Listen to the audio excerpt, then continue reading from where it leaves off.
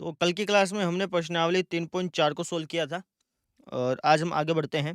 आज हम पढ़ेंगे वज्र गुणन विधि के बारे में, ठीक है? तो आज के लेक्चर में हम ये देखेंगे कि वज्र गुणन विधि है क्या, है ना? और ये जो इस विधि का जो फ़ॉर्मूला है वो कहाँ से आया उसको डिराइव करेंगे, ठीक है? इसका जो फ़ॉर्मूला है ना वो अलग टाइप का आपको मैं दिखाऊँगा, तो आपको पता चलेगा कि इसका फ़ॉर्मूला आया कहाँ से है, ठीक? और उसके बाद फिर हम इसके एग्ज़ाम्पल सोल्व करेंगे, ठीक है ना? करें स्टार्ट फिर?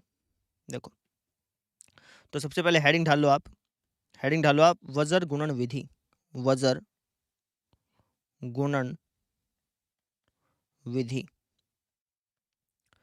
इंग्लिश में इसको बोलते हैं क्रॉस मल्टीप्लिकेशन मेथड।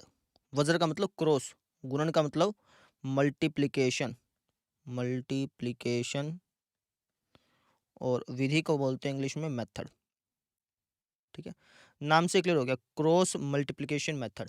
यानी इस मेथड के अंदर हमें क्रॉस मल्टीप्लाई करनी पड़ेगी, ठीक है? किसकी करनी है, कैसे करनी है, ये अभी हमें सीखना है।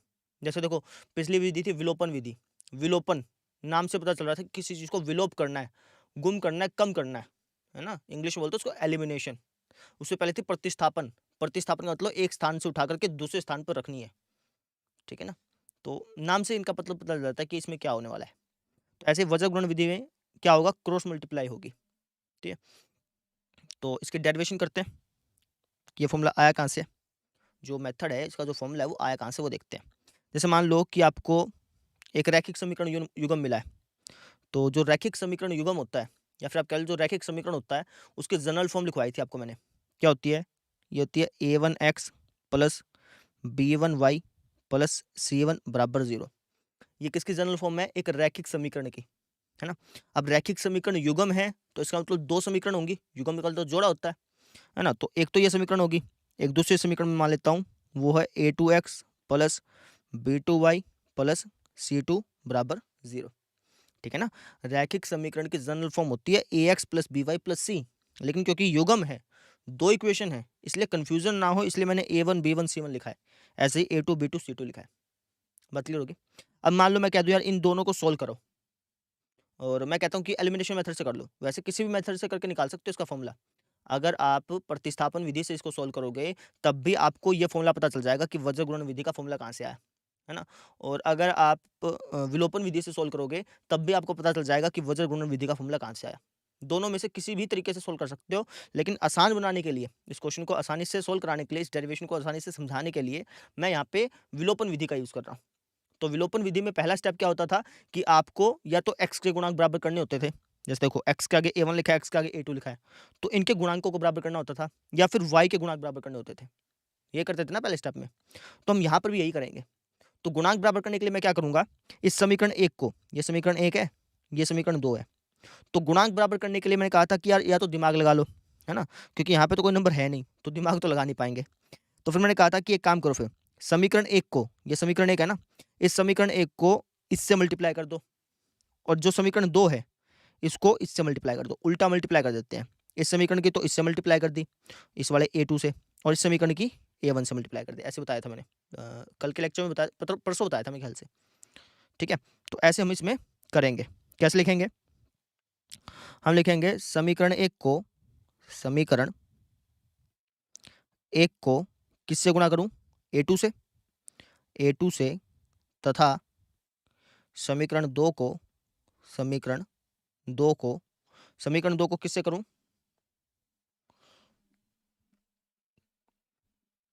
समीकरण 2 को कर देंगे हम a1 से, a1 से गुणा करने पर, 2 मिनट रुको यार, हाँ, अब ठीक है, गुणा करने पर, ठीक है? तो समीकरण 1 को तो 2 मिनट, मैं सही बैठा नहीं हूँ अभी, ये बहुत सारी तार हो जाती हैं यार। समीकरण 1 को तो a2 से गुणा करनी है ना? और समीकरण 2 को a1 से गुणा करनी है। तो करते हैं समीकरण 1 को a2 से। अगर मैं इस पूरी समीकरण को, ये जो पूरी समीकरण है, इसको अगर मैं a2 से गुणा करूँगा तो क्या आएगा बताओगे? ये आएगा a2 की, अगर मैं इससे गुणा करूँगा तो क्या आएगा? a2 a1 x plus a2 की अगर मैं इससे गुणा करूँ तो क्या आएगा? a2 b1 y, ठीक है? और a2 की अगर मैं c1 से गुणा करूँ तो क्या आएगा? a2 C1 बराबर क्या है 0।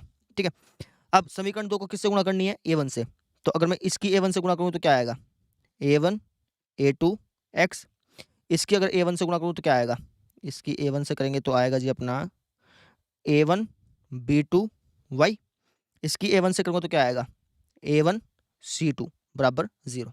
अब देखो यहाँ पे इसके जो गुणांक बराबर हो गए, यहाँ पर भी A2 A1 है, यहाँ पर भी A1 A2 है, चाहे A2 A1 कह लो A1 A2 कह लो, मल्टीप्लाई कर रहे हो तो बात सेम ही रहती है, तो इनके गुणांक बराबर हो गए। अब क्या करते थे सेकंड स्टेप में, माइनस कर देते थे, निशान चेंज कर देते थे ना पहले, तो निशान चेंज कर दिया।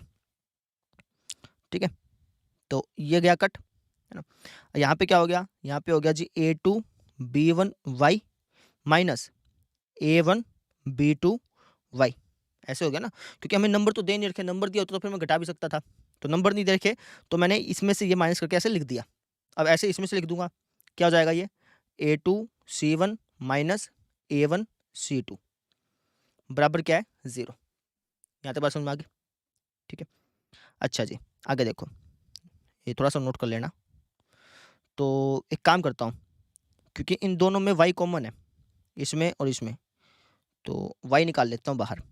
तो अगर मैं y को बाहर निकाल लूँगा तो यहाँ पे क्या हो जाएगा A2 B1 माइनस यहाँ पे क्या हो जाएगा A1 B2, है ना, प्लस इन दोनों में कुछ है क्या, इन दोनों में तो कुछ है नहीं, यानी A2 C1 minus A1 C2 बराबर क्या है 0। अब एक काम करता हूँ, y को अकेला छोड़ दूंगा। ऐसे तो करते थे एलिमिनेशन मेथड जब लगाते थे, इसको विलोपन विधि को एलिमिनेशन मेथड बोलते हैं इंग्लिश में। जब विलोपन विधि लगाते थे तो उसमें से क्या होता था, एक चर खत्म हो जाता था, है ना। तो जैसे यहाँ पे तो x खत्म हो गया, तो सिर्फ हम y की वैल्यू निकाल लेंगे, y की वैल्यू को वापस रख के x की वैल्यू निकाल लेंगे।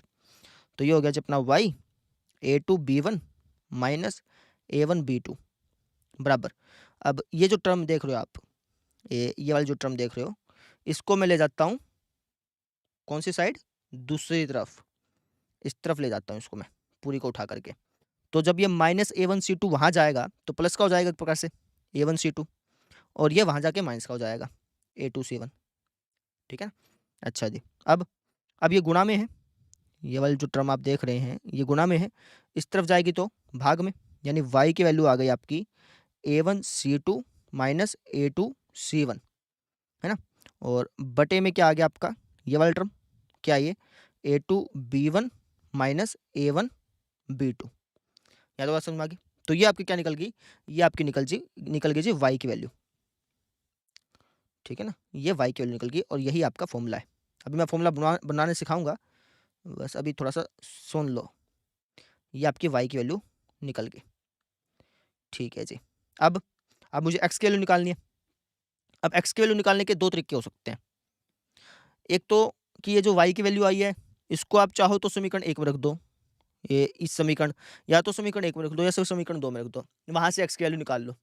लेकिन ये जो मेथड है ना, अगर आप ये y की वैल्यू समीकरण 1 में रख के फिर x की वैल्यू निकालोगे तो इसमें थोड़ा सा मुश्किल आएगी, एलसीएम उलसीएम लेने में दिक्कत आएगी।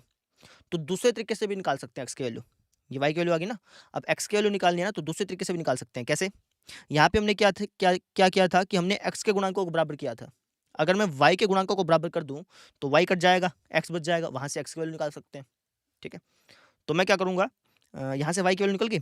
अब एक काम करता हूँ, चाहो तो y की वैल्यू रख दो समीकरण 1 या 2 में, ऐसे रख के भी निकाल सकते हो, लेकिन वो थोड़ा मुश्किल है ना, इसलिए मैं वैसे नहीं करा रहा हूँ। अब मैं क्या कर लेता हूँ, वापस इस क्वेश्चन को सोल्व करता हूँ, लेकिन अब की बार मैं y के गुणांकों को बराबर करूंगा, जिससे कि x में वैल्यू आ जाए। समझ में आ रही है लॉजिक मेरा। ठीक है, तो वापस लिख देता हूँ इसको, ये इसको ध्यान रखना तुम, ये तो हमारा y की वैल्यू हो गई, इसको फर्स्ट मान लेता हूँ थोड़ा। ठीक है, नहीं तो इसको स्टार दे देते नाम, है ना। तो अब मैं क्या करता हूँ, वापस इक्वेशन लिख देता हूँ। क्या है हमारी A1 एक मिनट, इक्वेशन क्या थी अपनी, A1x प्लस B1y ना, A1x plus B1y plus C1 बराबर 0, और दूसरी थी A2x plus B2y plus C2 बराबर 0, यही थी। ठीक है, तो देखो जी आगे, अब की बार मैं क्या करता हूँ, अब की बार मैं y के गुणांकों को बराबर कर लूंगा। पिछली बार x के गुणांकों को बराबर किया था, अब की बार y के गुणांकों को बराबर कर दूंगा। क्यों, क्योंकि उससे फिर y कट जाएगा, जैसे पिछली बार जब हम कैंसिल कर रहे थे, निशान चेंज कर रहे थे, तो एक्स कट गया था, एक्स खत्म हो गया था। और अब की बार मैं वाई के गुणांकों को बराबर कर दूंगा तो वाई कट जाएगा। वाई कटने के बाद फिर हमारी एक्स की वैल्यू आ जाएगी, जैसे ये आई है ना वाई की वैल्यू, वैसे एक्स की वैल्यू आ जाएगी। फिर हम देख लेंगे कि ये फॉर्मूला जो है ना वो उसको याद कैसे रखेंगे, ठीक है ना। तो कैसे करेंगे हम, जैसे यहाँ पे इस पहले समीकरण को मैं B2 से गुणा कर दूंगा। पिछली बार A2 से हुई थी, अब की बार B2 से कर दूंगा। और जो दूसरी समीकरण है इसको B1 से कर दूंगा ताकि y के गुणांक बराबर हो जाए। लिख देते हैं, कैसे लिखेंगे, समीकरण एक को तो हम कर देंगे किससे मल्टीप्लाई, B2 से। और समीकरण दो को हम कर देंगे किससे, B1 से गुणा करने पर, ठीक है। तो समीकरण एक को B2 से कर देता हूँ, इसको B2 से गुणा करेंगे तो क्या आएगा, B2 A1x plus B2 B1y plus B2 C1 बराबर 0। और इसको गुणा कर दूंगा मैं B1 से, है ना। तो B1 A2x plus B1 B2y plus B1 C2 बराबर 0। या तो बात समझ में आ गई, निशान change, minus minus minus minus, ठीक है। तो यहाँ पे क्या हो जाएगा, ये तो सेम है, B1 A2 B2 A1 same नहीं है ना, तो कट नहीं पाएंगे। तो हमें लिखना पड़ेगा क्या, B2 A1x minus B1 A2x, ठीक है। और ये सेम है B1 B2 B1, हाँ ये सेम है, तो ये कट गया, ठीक है। प्लस में यहाँ पे क्या आ गया, B2 C1 minus B1 C2 बराबर 0। यह तो बात क्लियर होगी, ठीक है। अच्छा, अब इस तरीके से हम क्या करेंगे, अब देखो इन दोनों में, इसमें और इसमें, इन दोनों में x आ रहा है तो x कॉमन निकाल लेता हूँ यहाँ से। तो यहाँ पे बच गया जी B2 A1 minus B1 A2, ठीक है। अच्छा जी, इसमें तो कुछ B1 C2 तो खत्म हो गया, मैंने कुछ गलत तो नहीं कर दिया। अच्छा ना, खत्म नहीं हुआ क्योंकि यहाँ पे तो B2 C1 है ना, यहाँ पे B1 C2 है, कटेगा नहीं। मैं सोचा कि यहाँ पे B2 आ गया ठीक है, तो कुछ नहीं कटेगा, तो एज इट इज रहेगा, ठीक है, बराबर 0। अब क्या करता हूँ, ये टर्म है ना, इसको भेज देता हूँ दूसरी तरफ, ठीक है। तो ये हो गया x into B2 A1 minus B1 A2 बराबर, अगर मैं इसको इस तरफ भेज दूंगा तो क्या आ जाएगा, ये माइनस का है ना, उस तरफ जाकर के प्लस का, यानी B1 C2 माइनस, ये प्लस का है ना, वहाँ जाके माइनस का हो जाएगा, यानी B2 C1। समझ में आ गई, ये तो प्लस का हो गया और ये माइनस का हो गया। अब देखो ये गुणा में है ना टर्म, इसको नीचे ले आता हूँ, तो x की वैल्यू क्या आ गई, x की वैल्यू आ गई जी अपनी B1 C2 minus B2 C1 upon में B2 A1 minus B1 A2। बात समझ में आ रही है, ठीक है। तो ये हमारी x की वैल्यू आ गई। देखो अब अभी मैं इसको थोड़ा सा हाईलाइट कर देता हूँ, ये हमारी किसकी वैल्यू आ गई, x की, और ऊपर हमारी y की वैल्यू आई थी,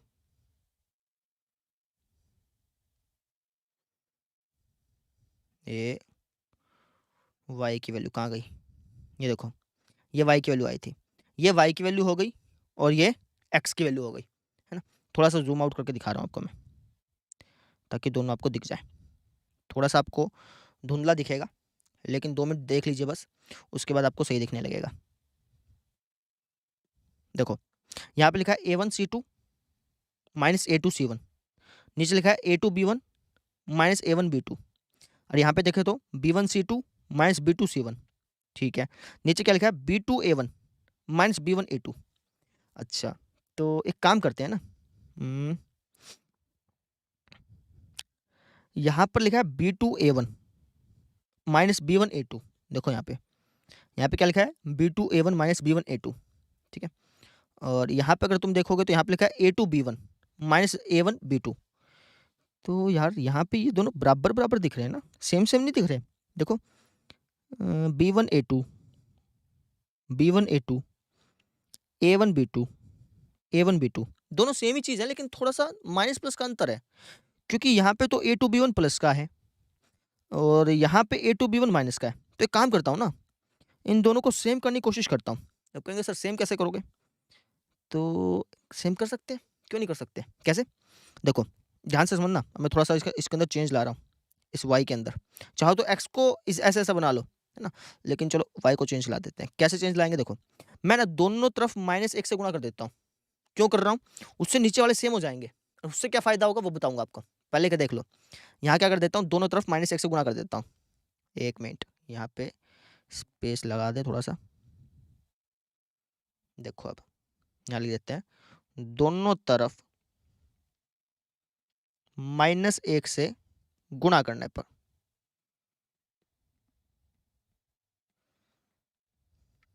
तो अगर मैं इस तरफ -1 से गुणा करूँगा तो ये तो हो जाएगा माइनस का y, है ना?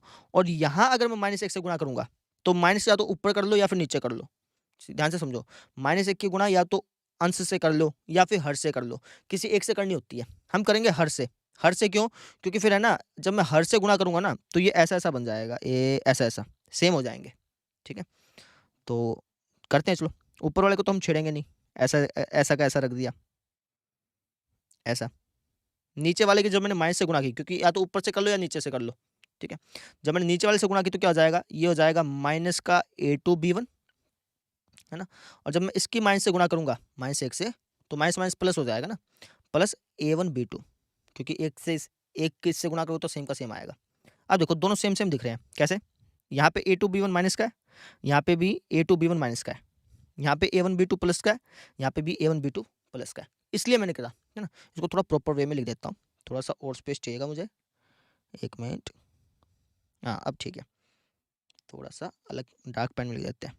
तो माइनस का y बराबर आ गया a1c2 माइनस a2c1 अपॉन में यहाँ पर a1b2 को पहले लिख देता हूँ और इसको बाद में लिख देता हूँ। अब देखो दोनों सेम-सेम नहीं हो गए? देखो यहाँ पे a1b2, a1b2, a2b1, a2b1 इसके अकॉर्डिंग ही बना देता हूँ। a1b2 को b2 a1 लिख देता हूँ, ताकि थोड़ा-सा सही बिल्कुल डिट्टो दिखने लग जाए, है ना? और a2b1 को b1 a2 लिख देता हूँ, बात तो एक ही है।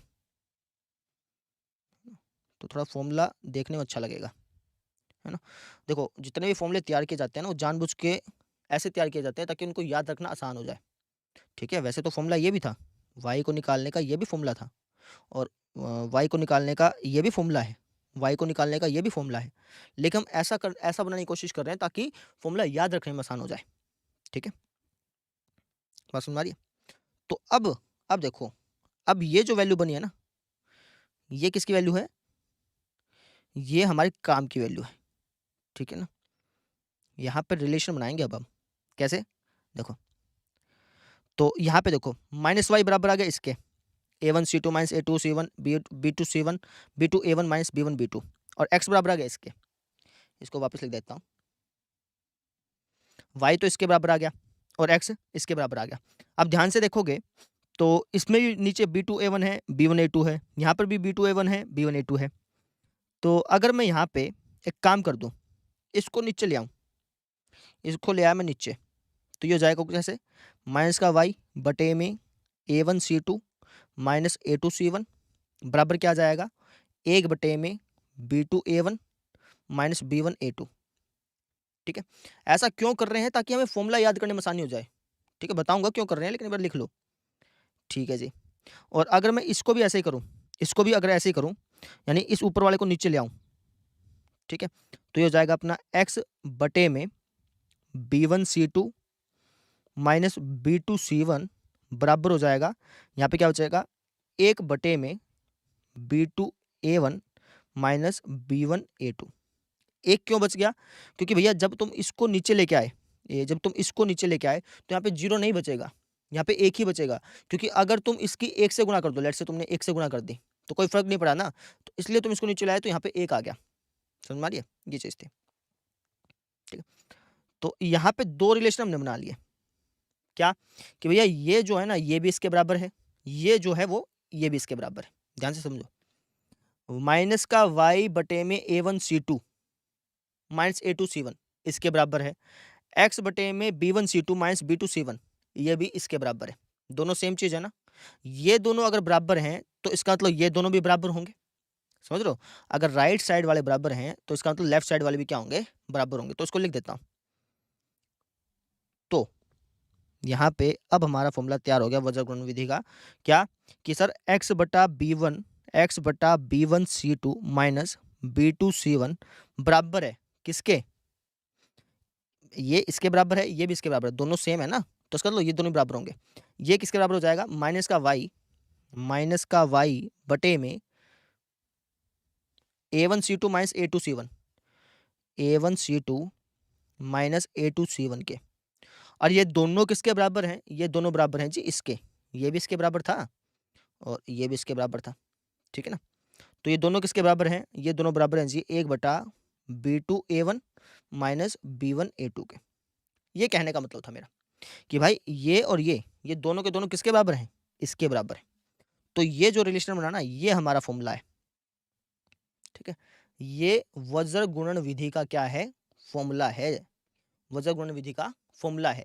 इसकी मदद से आप एक्स और वाई की वैल्यू आसानी से निकाल पाओगे, ठीक है।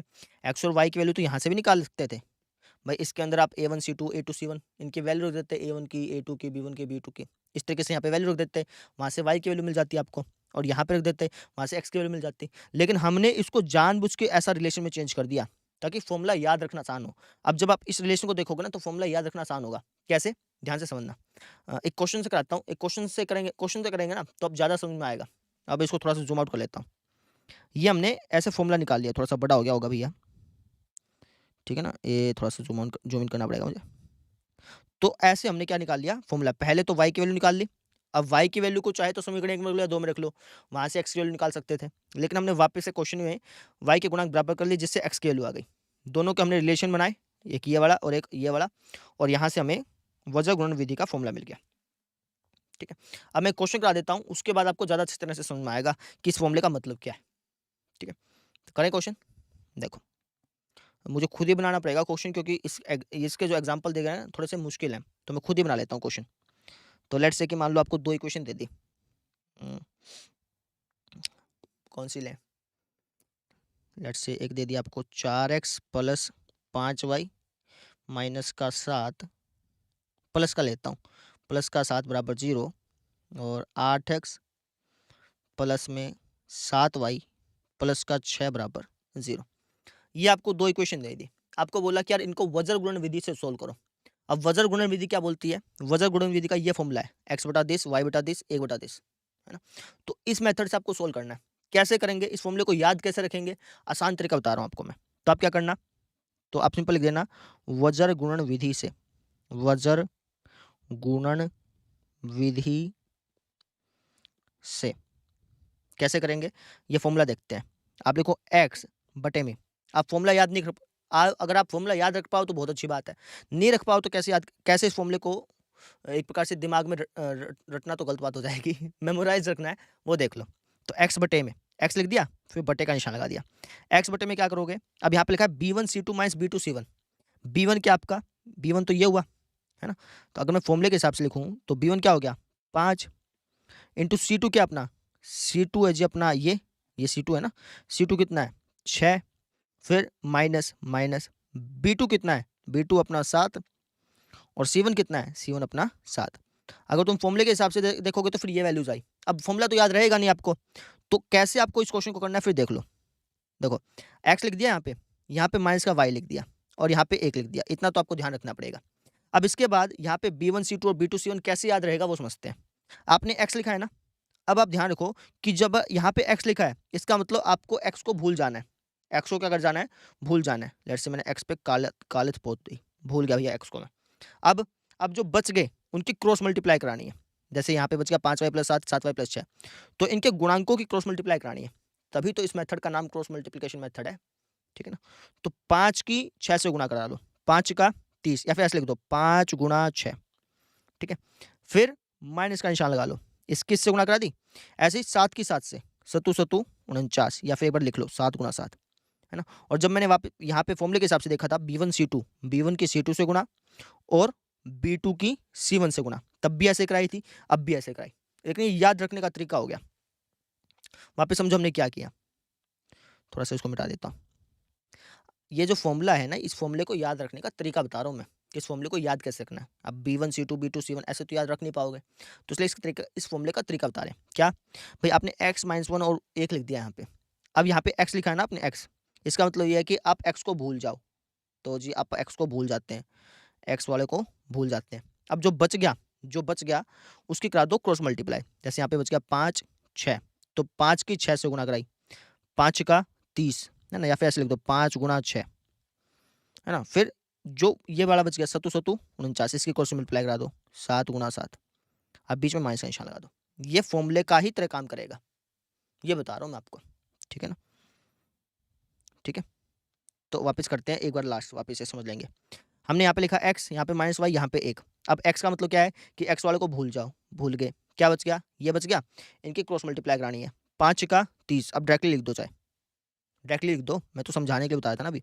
सत्तू सत्तू 49 ऐसे लिख दिया। अगर फॉर्मूले के हिसाब से लिखते तब भी यही आता।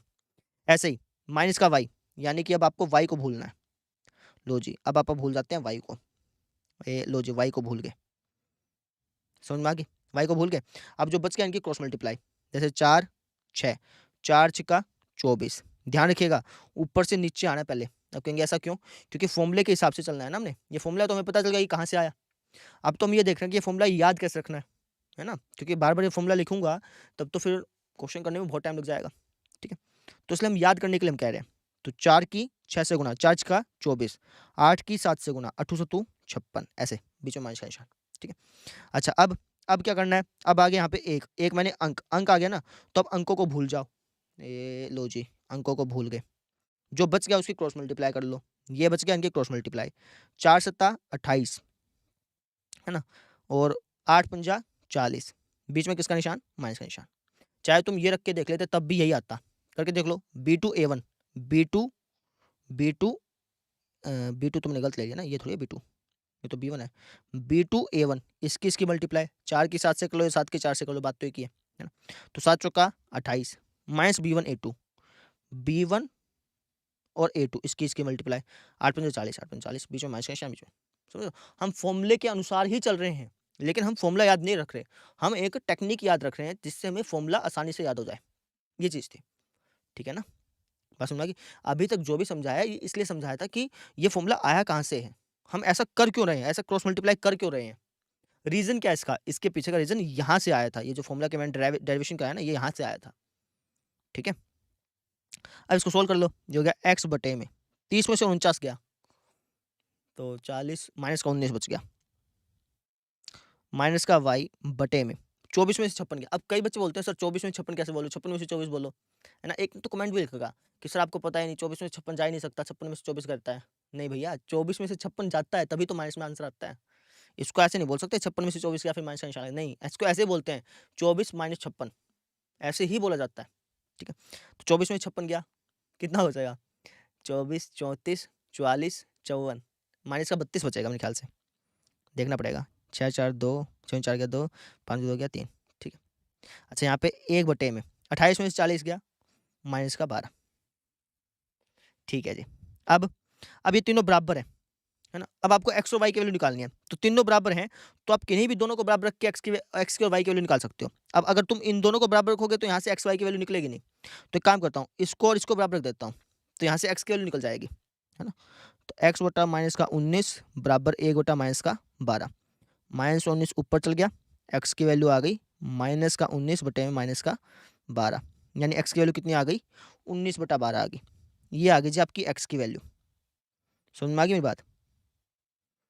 ठीक है, अच्छा अब तुम इन दोनों को बराबर रख दो, ठीक है ना।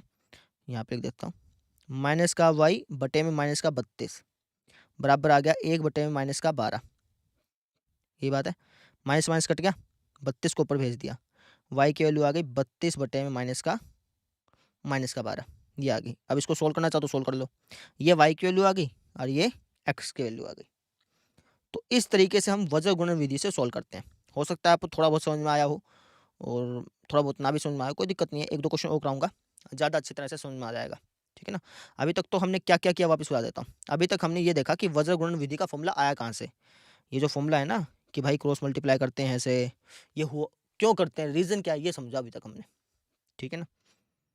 अच्छा आप देखो, एक्स की वैल्यू जो है, जो एक्स की वैल्यू हमने ऐसे निकाली, एक्स की वैल्यू आप डायरेक्टली इस फॉर्मूले से भी निकाल सकते थे। कहाँ गया अपना, इस फॉर्मूले से भी एक्स की वैल्यू निकाल सकते थे डायरेक्टली। ठीक है, और इस फॉर्मूले से वाई की वैल्यू निकाल सकते हैं डायरेक्टली। कोई दिक्कत नहीं आती, लेकिन ये फॉर्मूले याद नहीं रह पाते। कई बार हो जाता है कि फॉर्मूले याद रह जाते हैं, कई बार नहीं हो पाता। तो इसलिए हमने जो ये क्रॉस मल्टीप्लाई करी है ना, ये वाला जो फॉर्मूला बनाया है, ये इसलिए बनाया ताकि फॉर्मूला याद रह जाए। आप कहेंगे सर ये तो फॉर्मूला बड़ा दिख रहा है, ये देखने में बड़ा है लेकिन याद करने में आसान है ना। कि आपको क्या करना है, जब आप x लिखो यहाँ पे तो x वाले को भूल जाना है, इसके क्रॉस मल्टीप्लाई। जब y लिखो तो y वाले को भूल जाना है, इसके क्रॉस मल्टीप्लाई, ऐसे, है ना। तो ये फॉर्मूले को आसान बनाने के लिए हमने यहाँ पे क्रॉस मल्टीप्लाई करी है। ठीक है, फॉर्मूला तो आपका ये था बस कि भैया y की वैल्यू ये आएगी हमेशा, ये आएगी, ये ले लो चाहे ये ले लो, कोई से ले लो, और x की वैल्यू ये आएगी। फॉर्मूला तो ये था, लेकिन याद करने के लिए हमने इसको ऐसा ऐसा बनाया। बस में आगे एक क्वेश्चन करते हैं, उसका ज़्यादा अच्छी तरह से आपको क्लियरिटी आ जाएगी। देखो जी, थोड़ा सा ठीक होके बैठ जाता हूँ। अब देखो जी आप एक क्वेश्चन और अपनी मर्जी से बना लेते हैं। Let's say 5x plus 6y बराबर, हाँ थोड़ा सा अलग बनाता हूँ, थोड़ा सा अलग, बराबर 7, और एक है 3x प्लस 4y बराबर 2। ऐसा बना लिया मैंने। ठीक है, अब मैंने कहा कि यार इस रैखिक समीकरण युग्म को वज्र गुणन विधि से करो। करने को तो प्रतिस्थापन से भी कर सकते हो, विलोपन से भी कर सकते हो, लेकिन क्वेश्चन में अगर बोलते हैं कि वज्र गुणन से करो, तो वज्र गुणन से कैसे किया जाता है वो समझते हैं। ठीक है, तो पहला स्टेप तो ये होता है कि आपको है ना राइट साइड में 0 रखना है। ठीक है, यानी जो भी यहाँ पे साइड में ना, यहाँ पे 0 होना चाहिए। कैसे लाओगे, इसको इस तरफ ले आओ, इसको इस तरफ ले आओ। अब आप कहेंगे सर क्यों इसको राइट साइड में 0 क्यों रखना है, रीजन क्या है इसके पीछे? रीजन ये है कि जो हमने फॉर्मूला बनाया है ना, थोड़ा सा कैमरा हिल गया,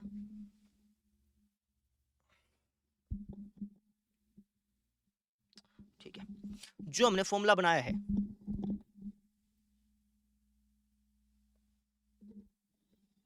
अब ठीक है, तो जो हमने फॉर्मूला बनाया है ना, जो हमने फॉर्मूला बनाया है उसके अंदर हमने क्या किया था, उसके अंदर हमने है ना इसको यहाँ पे रखा था, राइट साइड में 0 था उसके अंदर। ठीक है, अगर मैं फॉर्मूला बनाता राइट साइड में कोई नंबर लेकर के, मतलब राइट साइड में 0 नहीं लेकर के फॉर्मूला बनाता ना, तब कोई जरूरत नहीं थी। लेकिन जो हमने फॉर्मूला बनाया उसके अंदर राइट साइड में 0 था, इसलिए हम इसको 0 इस तरफ लेके आ रहे हैं, नहीं तो हमारा फॉर्मूला काम नहीं करेगा ना। तो ये हो जाएगा जो हमारा 5x प्लस 6y माइनस का 7 बराबर 0। ये हो जाएगा जी हमारा 3x प्लस 4y माइनस का 2 बराबर 0। इसको समीकरण 1 मान लिया, इसको समीकरण 2 मान लिया। ठीक है, अब वज्र गुणन लगा रहे हैं, तो वज्र गुणन विधि द्वारा लिख देते हैं, वज्र गुणन विधि द्वारा कैसे करेंगे, आपको यहाँ पे लिखना है x y माइनस वाई। ध्यान रखिएगा, क्योंकि जब हम फॉर्मूला बना रहे थे तो वहाँ पे y था, लेकिन मैंने इसको जानबूझ के माइनस वाई रखा था ताकि फॉर्मूला याद रखने में आसान हो, है ना। और यहाँ पे 1 ऐसे था। ठीक है, अब यहाँ पे बटे का निशान लगाओ, बटे का निशान लगाओ, बटे का निशान लगाओ, और ये बराबर थे। अब क्या करना है, यहाँ पे x लिखा है, इसका मतलब x को भूल जाओ, है ना, और जो बच गया उसकी क्रॉस मल्टीप्लाई करा दो। तो 6 की माइनस 2 से गुणा, 6 की माइनस 2 से गुणा करोगे तो क्या आएगा, माइनस का 12। और जी 6 की माइनस 2 से कर दी, 7 की माइनस 4 से गुणा, 7 चौका 28, माइनस का 28 आएगा। ठीक है, बीच में माइनस का निशान जो लगाना, तो ऐसे ब्रैकेट लगा देता हूँ, 2 निशान इकट्ठे आ गए थे, बस समझ में आ गया। ऐसे ही अब तुम्हें क्या करना है, अब चूंकि अब ये y आ गया तो इसका मतलब y को भूल जाओ, है ना, जो बच गया उसकी क्रॉस मल्टीप्लाई करा दो।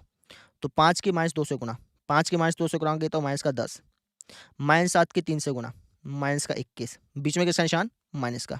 ध्यान है कि नहीं है, फॉर्मूला भी तो यही था, कहाँ गया अपना फॉर्मूला, ये रहा, बीच में माइनस का निशान था। ठीक है ना, अच्छा जी, अब आ गया अंक, यानी अब तुम अंक को भूल जाओ, अंक को भूल जाते हैं जी, जैसा आप कहें महाराज। तो अंक को भूल गया, ठीक है, जो बच गया उसकी क्रॉस मल्टीप्लाई। तो 5 की 4 से, 5 चौका 20, है ना, 6 की 3 से, 6 तिया 18, बीच में माइनस का निशान। आराम से करना, कोई जल्दबाजी मत करना इसमें, इसमें माइनस प्लस की बहुत गलती हो जाती है ना, इसलिए।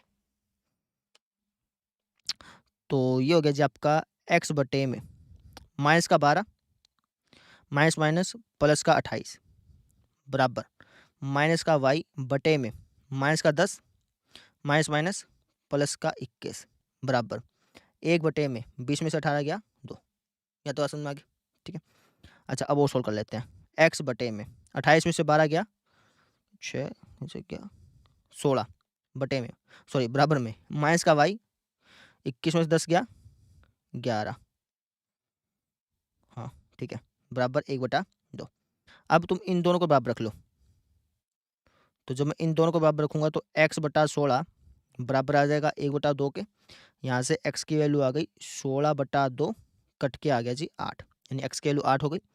अब ऐसे ही इन दोनों को बराबर रख लो, माइनस का y बटे में 11 बराबर 1/2, क्रॉस मल्टीप्लाई कर लो या फिर 11 को उस तरफ भेज दो, क्रॉस मल्टीप्लाई करोगे तब भी यही आएगा ना। तो माइनस का y बराबर आ गया 11/2, ये तो माइनस का y आया। अब मैं पूछूँ कि y की वैल्यू बता दो, तो y की वैल्यू हो गई माइनस का 11/2। तो ये हमारा आंसर आ गया। आंसर चेक भी कर लेते हैं कैसे, x और y की वैल्यू इसके अंदर रख देता हूँ। अब देखो -11/2 यानी कि 5.5 हो गया, 11 का 5.5 होता है ना, तो y की वैल्यू 5.5 है, माइनस का x की वैल्यू 8 है, रख के देखता हूँ। 8 पंजा 40 माइनस 5.5 छिका 5 का 30 और आधा छिका 3 33, तो ये 7 ही आएगा। यहाँ पे रख के देखते हैं। 8 तिया 24 माइनस वो कितना 5.5 था ना, 5.5 चौका कितना हो गया, 5 चौका 20, आधा चौका 2, भाई आधा की 4 बार गुना करोगे, आधा आधा आधा आधा 2 हो गया ना, तो 22 हो गया ये 2, यानी हमारा आंसर बिल्कुल करेक्ट है। ऐसे करना है।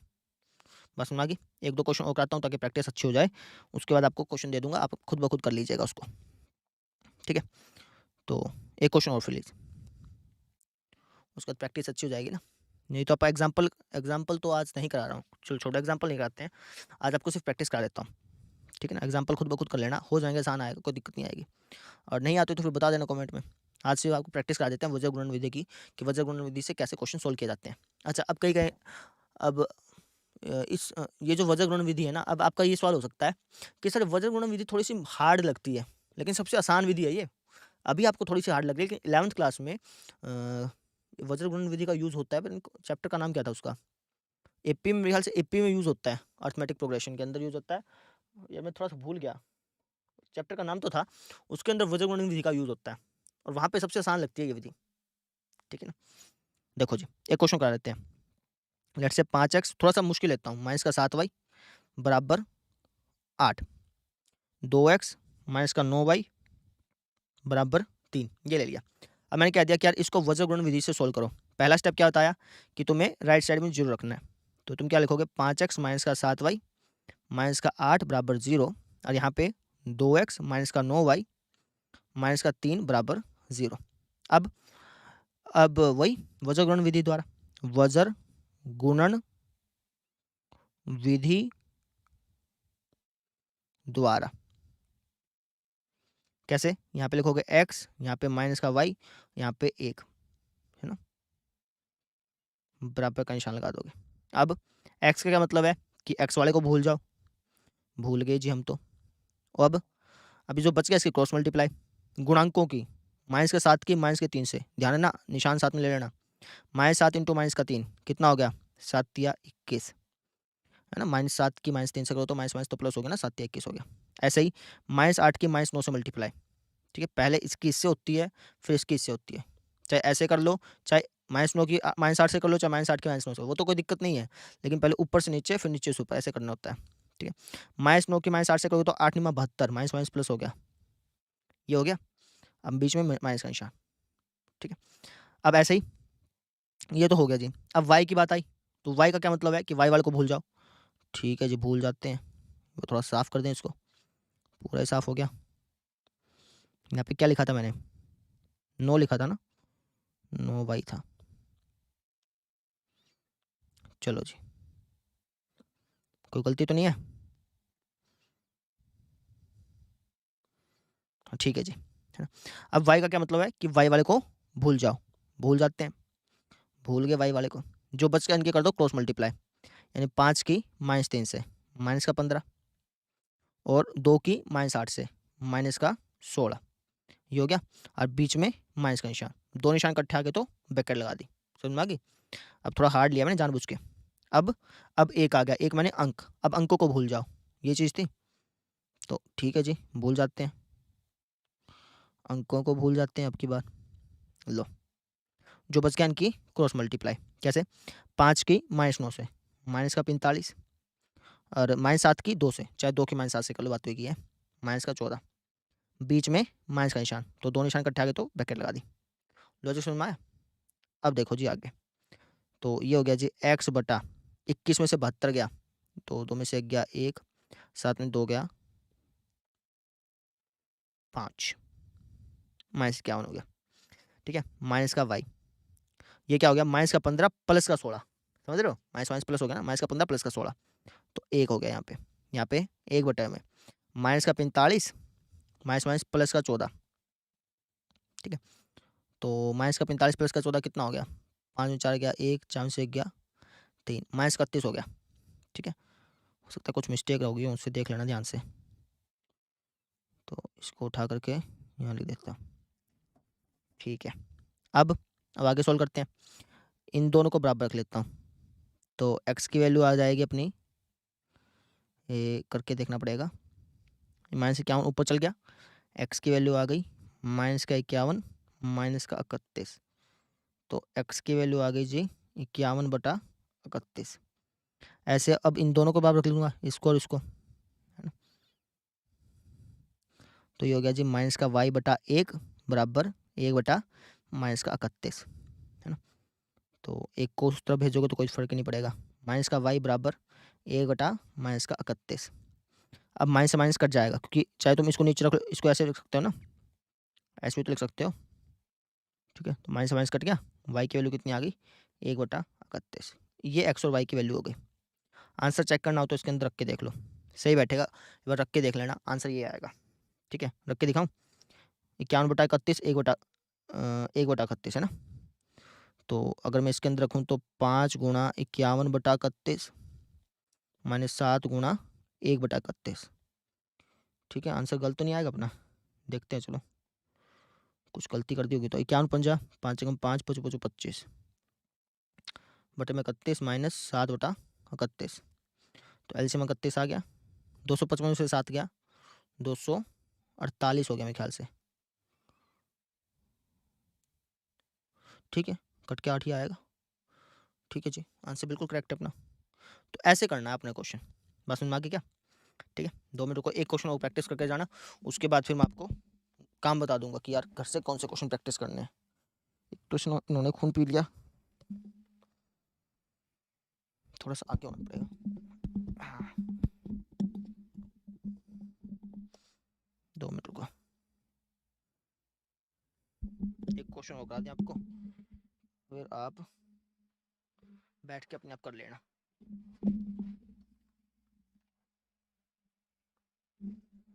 2 मिनट, बस 2 मिनट, बैठ जाओ अच्छी तरह से।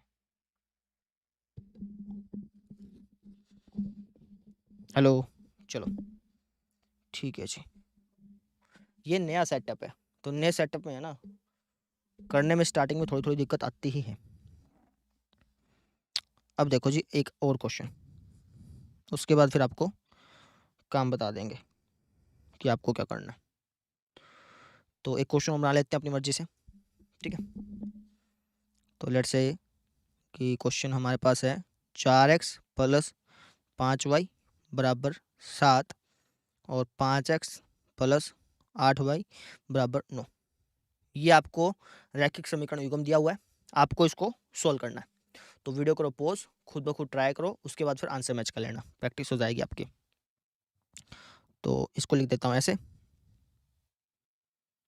पहला स्टेप तो यही था।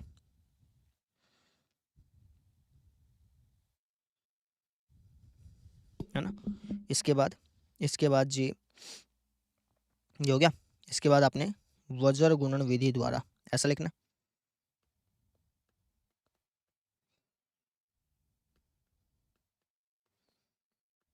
ठीक है, तो यहाँ पे लिखना आपने x बटा बराबर -y बटा बराबर 1 बटा, अब x का क्या मतलब है कि x वाले को भूल जाओ, भूल गए जी, जो बच गया उसकी क्रॉस मल्टीप्लाई, 5 की -9 से माइनस का 45, -7 की -8 से 7 2 56, लेकिन -7 की -8 से कोई तब प्लस का 56, माइनस माइनस प्लस हो गया ना, तो 56 ही रहा, बीच में निशान माइनस का, ऐसे करते हैं। अब ये जो y लिखा है यानी y को भूल जाओ, भूल गए जी, जो बच गया उनके कर दो क्रॉस मल्टीप्लाई, 4 की -9 से माइनस का 36, -7 की 5 से 7 पंजा 45, तो माइनस का 45 होगा ना, -7 की बात से तो माइनस का 45 हो गया, बीच में किसका निशान लगेगा, माइनस का लगेगा, तो ब्रैकेट लगा देते हैं। ठीक है, अच्छा जी, आगे। अब एक लिखा है, एक मैंने अंक, अंक को भूल जाओ अब, भूल गए जी। जो बच गया उसकी क्रॉस मल्टीप्लाई, 4 की 8 से, 4 था 32, माइनस 32 हो गया ना, पचो पचो 25, बीच में किसका निशान, माइनस का निशान। सोल्व करो, एक्स बटे में माइनस का 45, माइनस का 56, 6 5 11, 1 आंसर ऊपर, 5 4 9 और 1 10, माइनस का 101 आ गया। ठीक है, बराबर माइनस का वाई बटे में माइनस का 36 प्लस का 45 हो गया, बराबर 1 बटे में यहाँ पे माइनस का 32, माइनस का 25, माइनस माइनस प्लस, निशान माइनस का रहेगा, 5 और 2 7, 3 और 2 5। ठीक है, हाँ जी, आगे देखो। तो अब इन दोनों को बराबर रख देता हूँ। तो बराबर रखने से पहले एक काम करता हूँ, इसको भी और सोल्व कर ही लेता हूँ ताकि दिक्कत ना आए। एक्स बटा माइनस 101 बराबर माइनस का वाई बटे में यहाँ पे माइनस का 36 प्लस का 45, तो 9 हो गया ना मेरे ख्याल से, हाँ, बराबर 1 बटा माइनस का 57। अब इन दोनों को बराबर रख लेते हैं जैसे मैंने पहले कहा था। तो एक्स की वैल्यू यहाँ पे आ जाएगी, फिर 101 वहाँ चल जाएगा ना, 101 बटा 57, माइनस से माइनस कट जाएगा। ठीक है, और अब इन दोनों को बराबर रख लियो, तो यहाँ से फिर y की वैल्यू आ जाएगी अपनी, माइनस वाई की वैल्यू आ जाएगी 9 बटा माइनस का 57, माइनस से माइनस कट गया, और y की वैल्यू आ गई 9 बटा 57। तो ये x और y की वैल्यू होगी। आंसर चेक कर लेते हैं कैसे करेंगे, वैल्यू पुट करके कर लेंगे। 4 इंटू एक्स की वैल्यू क्या आई अपनी, 101 बटा 57, 101 बटा 57 प्लस में 5 इंटू वाई की वैल्यू कितनी आई, 9 बटा 57, 9 बटा 57 बराबर क्या अपना 7। तो 101 की 4 से की तो 404 बटा 57 प्लस में 9 पंजा 45 बटा 57, एलसीएम 57 आया, इनको जोड़ लो, 5 4 9, 40 4 44, तो ये 7 पे कटना चाहिए, सतु सतु हाँ 7 पे कटेगा, 5 सत्ता 35 हो गया, सतु सतु 49 हो गया, 35 और 49 को जोड़ोगे तो 7 पे नहीं कट रहा भैया, कोई मिस्टेक कर दी मैंने। देखने दो 7 पे कट रहा है कि नहीं कट रहा, सतु सतु 49, 4 से ऊपर, 7 पंजा 35 4, नहीं भैया 399 आया, यहाँ पे तो 449 आया, कुछ मिस्टेक कर दी मैंने, एक्स और वाई की वैल्यू गलत आई है मेरी, देखने दो कहाँ मिस्टेक है। हम्म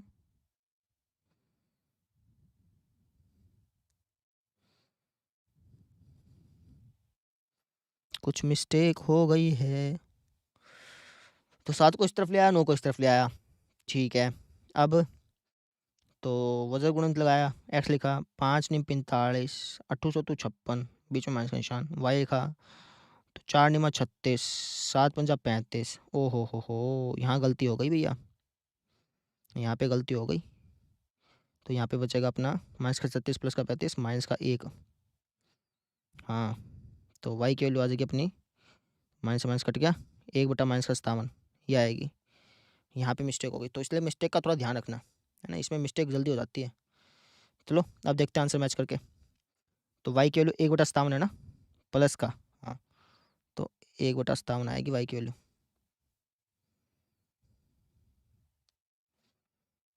ठीक है, तो ये 5 बटा 57 हो गया, तो ये फिर भी नहीं आई, गलत आई फिर भी आंसर, देखने दो। और भी मिस्टेक है, यहाँ पे थे ना आप, तो वाई को भूल गए थे, वाई को भूल गए थे, 4 निमा 36, माइनस का 35, माइनस का निशान लगा दिया, एक रखा, फिर अंक को भूल गए थे, 8 चौका 32, 5 5 25। ठीक है यहाँ तक तो, 5 और 2 7, 3 और 2 7, 57 भी ठीक है, माइनस का 36, माइनस का 1 भी ठीक है, इनको जोड़ेंगे तो 6 और 5,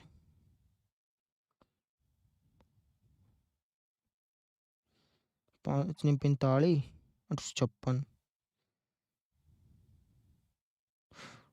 ये ठीक है भैया, 4 निमा 36,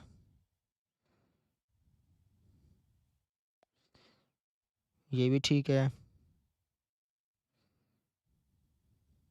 हुँ।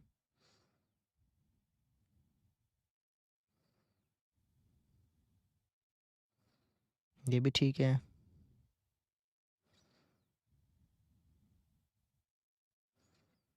हुँ, हुँ, हुँ। तो जब मैं तो 101/57 हो गया, y की वैल्यू हो गई अपना -1/57 होगी ना? ठीक है, तो y की वैल्यू -1/57 है यार। मैं भी सोचूँ कहाँ गलती है? ठीक है, अब आंसर माइनस का 1/57 है ना? देखो, माइनस से माइनस यहाँ पे तो कट गया, ठीक है ना? तो y की वैल्यू कितनी आ गई? 1/57 आ गई, मतलब -1/57 होगी, ठीक है ना? यहाँ पे गलती थी मेरी। अब घटाऊँगा क्योंकि माइनस हो जाएगा ना, यहाँ पे निशान माइनस का आएगा, तो ये 399/57 आ गया। ये अब कट जाएगा बिल्कुल उस पे, 7 पे, यानी हमारा आंसर बिल्कुल करेक्ट है। समझ रहे हो? तो इसके अंदर माइनस प्लस की गलतियाँ आ सकती हैं, ध्यान रखना इस चीज़ का। तो इस तरीके से हमने इसका बेसिक समझ लिया। अब आपने क्या करना है आपको बता देता हूँ। आपने करना है इसका फर्स्ट क्वेश्चन प्यारा सा, ये वाला क्वेश्चन करना है आपने, ठीक है? इसके 4 पार्ट हैं, फर्स्ट, सेकंड, थर्ड और फोर्थ। इन चारों पार्ट को सॉल्व करना है, लेकिन क्वेश्चन पढ़ लेना। क्वेश्चन में क्या लिखा है कि पहले देखो कि किसका अद्वितीय हल है, किसका कोई भी हल नहीं है और किसके अनेक हल हैं। तो आपको पहले बता रखा ना कि अगर a1/a2 इसके बराबर नहीं आया, b1/b2 के तो एक हल होता है, अद्वितीय हल बोल देते हैं जिसको, है ना? और अगर ये तीनों बराबर आ गए तो ये होगा, दोनों बराबर आ गए, तीसरा बराबर नहीं आया तो ये होगा, बताया था ना? पहले वो चेक करके देखना है कि किसका तो एक हल है, किसके अनेक हल है, ऐसे चेक करना है। जिसका एक हल हो ना, अद्वितीय मतलब का मतलब, अद्वितीय हल का मतलब सिर्फ एक ही हल है, उसके अलावा अद्वितीय, उसके अलावा कोई और हल नहीं है, ठीक है ना? उससे दूसरा कोई और हल नहीं है, ये मतलब होता है। तो अगर अद्वितीय हल आ गए तो उसके बाद फिर आपको इसको वज्र गुणन विधि से करना है, इन क्वेश्चंस को, ठीक है? जिसका एक हल आया उसी को करना है बस, ध्यान रखिएगा। तो इस क्वेश्चन कर लीजिए अपने आप, ठीक है? तो बस आज के लिए इतना ही, कल मिलेंगे फिर। Thank you. जो अभी तक लेक्चर लेक्चर देख रहा है वो कमेंट सेक्शन में जरूर बता दें। Thank you so much.